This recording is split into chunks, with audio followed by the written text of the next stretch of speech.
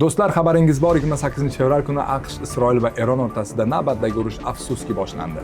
Ushbu urushdan jahon mamlakatlari va moliya qanchalik zarar ko'rishi mumkin? Keling shuni ko'rib chiqamiz. Hammamizga ma'lumki, Hormuz bo'g'ozi Eronga tegishli va dunyo neftining 20% aynan o'sha bo'g'oz orqali o'tadi. Kuni kecha 2-mart kuni Eron hukumati Hormuz bo'g'ozini yopishni aytdi. Tushunishingiz uchun Yaponiyaning 75% nefti aynan shu bo'g'oz orqali o'tadi.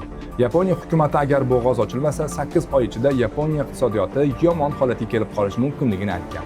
Bundan tashqari Xitoyning 40% nefti va Hindistonning 60% nefti ham aynan shu yo'l orqali o'tadi. Eng qiziq tomoni shundaki, do'stlar, bu bo'g'ozning yopilishi Amerika iqtisodiyotiga ham katta ta'sir ko'rsatadi. Sababi ushbu yo'l orqali Amerikaning 10-15% nefti o'tadi. Buning oqibatida Amerikada neft narxlari keskin oshishi, fond bozorlarida esa keskin pasayishlar bo'lishi mumkin. Va eng muhimi shundaki, do'stlar, Hormuz bo'g'ozi 20 kun davomida yopiq tursa, neft ishlab chiqaruvchi kompaniyalar va davlatlar ishlab chiqarishni 5% dan 15% gacha qisqartirishlariga to'g'ri keladi.